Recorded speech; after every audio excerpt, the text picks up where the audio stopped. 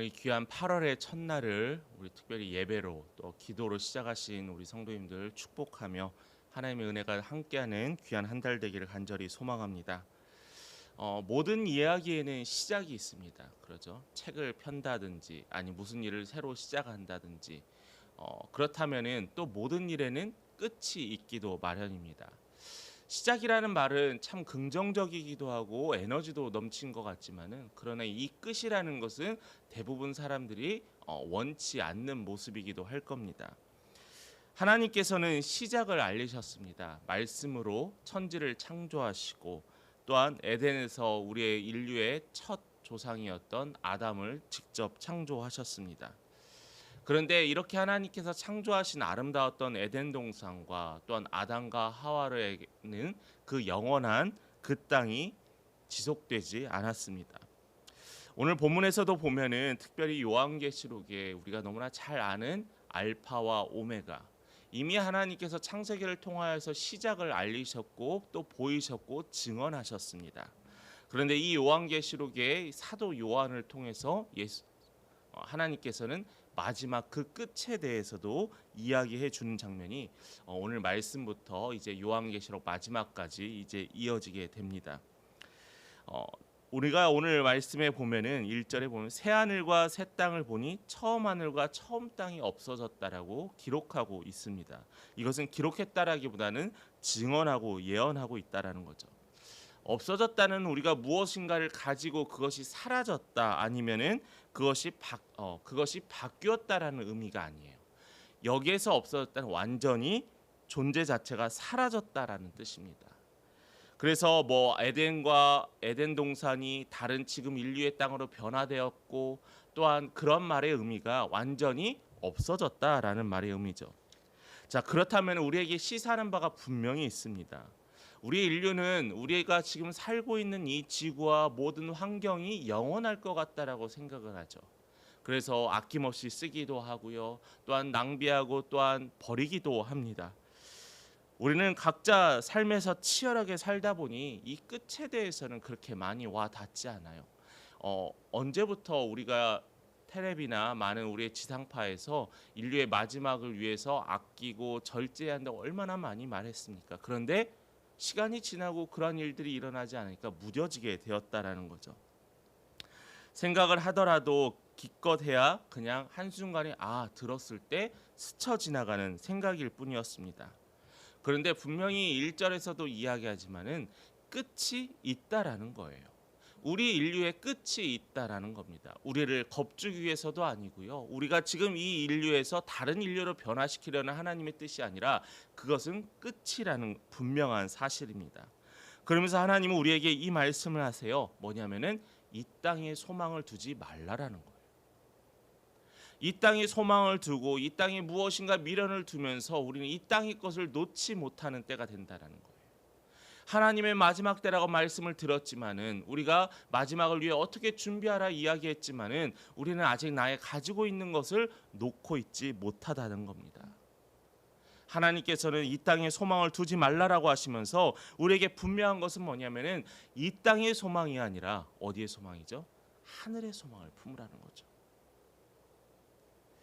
본문 1절에 우리가 또 재밌는 표현이 하나 있습니다. 왜 그런데 갑자기 처음 땅이 없어지고 바다도 다시 있지 않더라라는 말씀이 있습니다. 바다는 우리가 지금 생각하기에는 좋은 환경이나 또 즐길 수 있는 레저에 있는 바닷가를 생각하겠지만은 사실은 이 성경 시대 이 말씀이 쓰여졌을 때는 이 바다라는 것은 공포의 대상이었습니다. 그래서 그때는 지구가 둥글다 하지 않고 끝에 가서는 아래에는 용이 있고 또한 절벽이다라고 해서 영원히 나오지 못하는 세계가 있다라고 했죠. 그만큼 이 바다라는 것은 성경에서 살았던 그 당시에는 두려움의 대상이었습니다. 특히 요한계시록에서는 바다가 어떤 곳이었냐면 사단이 출현하는 곳이다라고 또한 악이 거기에서 기다리고 있다라는 표현으로 등장합니다. 그러므로 여기에서 바다가 없다는 것은 뭐냐면은 영원한 악이 제거되었다라는 거예요. 물론 우리 시대에는 그 바다 끝이 무슨 문제가 있겠냐라고 하겠지만은 분명히 하나님께서는 이 요한을 통해서 당시의 사람들에게 이야기했던 것은 바다가 없다라는 거예요. 모든 악이 사라진다는 거예요. 언제요? 그 끝의 날에 모든 것이 사라지게 된다라는 겁니다. 악을 이제는 영원히 볼 수 없고 악을 영원히 가둬놓는 그 끝이 돌아올 것이다라는 하나님의 말씀의 예언입니다. 또한 2절을 우리 함께 볼까요? 또 내가 보매 거룩한 성 예루살렘이 하나님께로부터 하늘에서 내려오니 그 준비한 것이 신부가 남편을 위하여 단정한 것과 같다라고 했습니다. 우리는 죽으면 어떻게 한다고 하죠? 죽으면 하늘로 올라간다라고 합니다. 천국으로 올라간다라고 생각합니다. 우리가 그래서 또 하나님을 어디에 계신다라고 하죠? 하늘에 계신 우리 아버지라고도 하고요. 예수님께서 그의 천사들과 함께 하늘로 승천했다라고 합니다. 그러나 본문에서는 하늘을 뭐라고 표현하면 내려온다라고 표현을 합니다. 하나님이 어디에 계시고 하나님이 어디에 있고의 의미를 이야기하고 장소의 의미가 아니에요. 이것은 내려오는 천국을 이야기해요. 뭐냐면은 하나님께서 인간의 세계로 내려온다라는 거예요. 하나님께서 심판하시고 하나님께서 마지막 때를 향하여서 내려오는 천국을 보여주는 장면입니다. 하나님이 천국이 올라가고 천국이 내려가고 그게 중요한 위치가 아니에요. 천국이 뭐냐면은 하나님이 계신 곳이 천국이라는 거예요. 우리는 이미 이 땅에서 천국을 맛보고 경험할 수 있습니다. 언제요? 우리의 모임의 공동체 속에서 우리가 모이는 예배 가운데 하나님이 인재하신 나의 삶 속에 하나님이 예배하신 천국의 모습과 맛을 볼 수 있는 장면이라는 거죠. 뿐만 아니라 요한은 그 뒤에 신부가 남편을 위하여서 단정하여 기다린다라고 했습니다. 신부가 남편을 위해서 기다릴 때 결혼식 때 얼마나 화려한 옷과 화려한 화장과 화려한 귀금속을 하겠습니까? 가장 아름다운 모습으로요. 하나님께서 우리를 위해 준비하신 새 예루살렘도 마찬가지라는 겁니다. 하나님께서 우리 인간을 위하여 하나님은 당신의 백성을 위하여 정성껏 준비하고 계신다는 거예요. 그런데 우리가 자꾸 잊어버리는 거예요. 자꾸 하나님께서 우리의 마지막 그때를 위해 준비하라는 그 말씀을 잊고 현실의 세계에 살아가고 있다는 말이죠. 유대인의 결혼 풍습은 신랑이 무려 1년 동안 준비한다고 합니다. 여러분 야곱을 보세요. 야곱이 자신의 아내들을 얻기 위해서 그의 장인의 집에서 몇 년씩 일했던 그 이야기들에 보면은 신부를 데려오고 신부를 맞이한다는 것은 신랑 입장에서도 너무나 많은 준비와 노력을 한다라는 거예요. 요한복음 14장에서도 예수님께서 이야기합니다. 내가 너희를 위하여 처소를 예비하러 간다는 거예요. 그리고 내가 다시 와서 너희를 내게로 영접하게 한다는 겁니다. 하나님께서 예수께서 뭐라는 거예요? 너희를 위한 처소를 예비하신다는 거예요. 너희를 위하여 새 예루살렘을 예비하신다는 거예요. 우리를 위하여 하나님께서 천국을 예비하신다는 거예요. 그냥 하나님께서 말로 끝내는 게 아니라 하나님의 당신의 백성들을 위해서 준비하신다라는 겁니다. 왜요? 그 끝을 위해서라는 거죠. 자, 그렇다면 하나님께 함께하는 그 고통과 눈물이 없는 그곳에 대해서 오늘 본문에서는 이야기해 주는데 3절에 보면은 보라 하나님의 장막이 사람들과 함께 있음에라고 했습니다. 이것은 에덴에서 이 아담과 하와의 죄로 인해서 끊어졌던 모든 관계가 예수 그리스도에서 회복되었고 이제는 하나님과 동행하는 회복이 되었다는 언제요? 그 마지막 때예요. 죄로 인해 하나님과 분리되어 살 수밖에 없었지만은 하나님의 인재가 우리 삶에 거하긴 하지만은 자꾸 우리는 이 악이라는 죄라는 것으로 인하여서 하나님과의 거리가 자꾸 벌어질 때도 있다라는 거죠.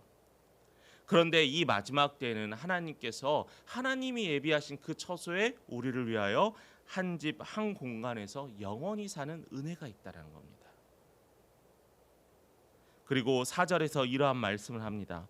모든 눈물을 그 눈에서 닦아주시니 다시는 사망이 없고 애통하는 것이나 곡하는 것이나 아픈 것이 다시 있지 아니하리니 처음 것들이 다 지나갔다라고 이야기해요.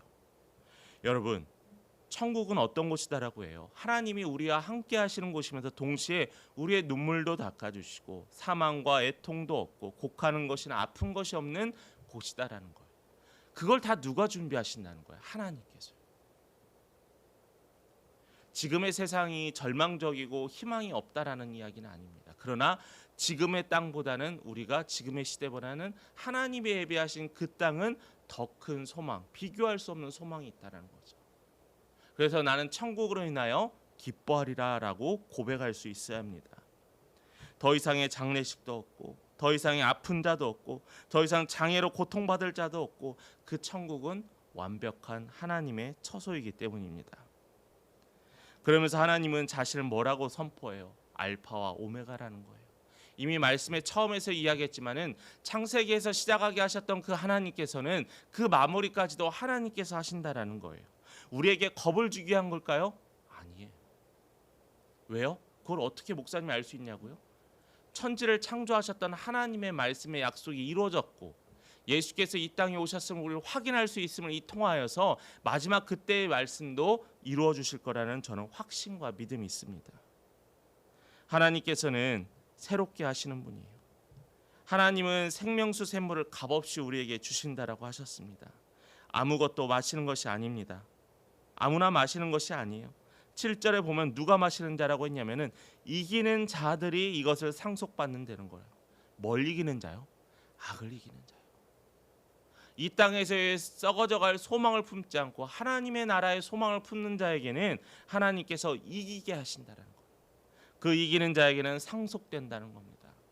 이 땅에 부모의 재산이 많아서 그 재산을 상속받기 위해 형제들끼리 싸우고 가족들끼리 싸우잖아요. 그 돈 때문에요. 그런데 왜 우리는 하나님이 우리를 위해 예비하신 그 아픔과 고통이 없는 영원한 평화의 그 나라를 위해서 우리는 발버둥치지 않느냐라는 거죠.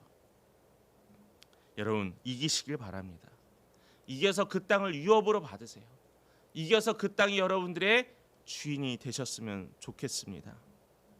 요한일서 5장 4절에서 5절에서는 이러한 고백이 있습니다. 세상을 이긴 이김은 뭐라 그러고 있냐? 우리의 믿음이라고 했어요.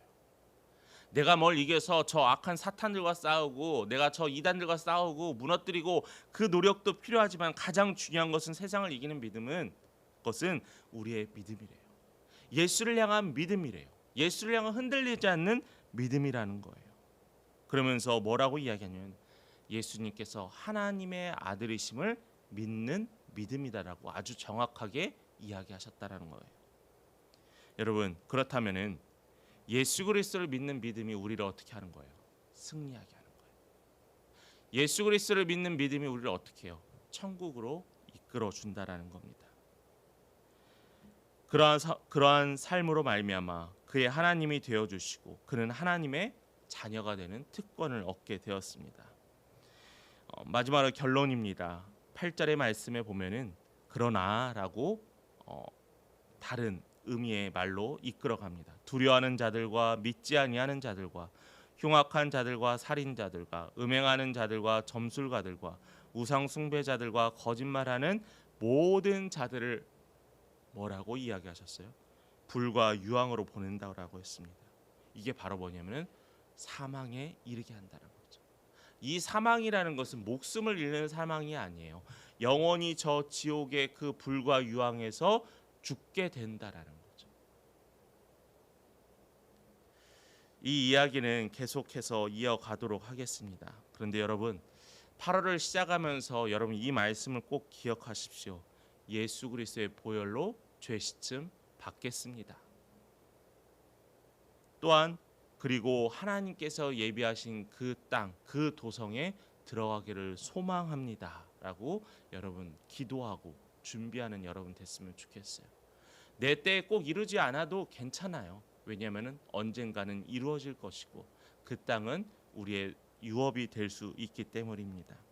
우리 모두 다 힘써 주를 바라보며 흔들리지 않는 믿음을 위해 노력하며 또한 결단하면서 우리 그 도성에 들어갈 그날까지 우리 힘쓰시고 또한 하나님의 돌봄이 있기를 간절히 축원합니다.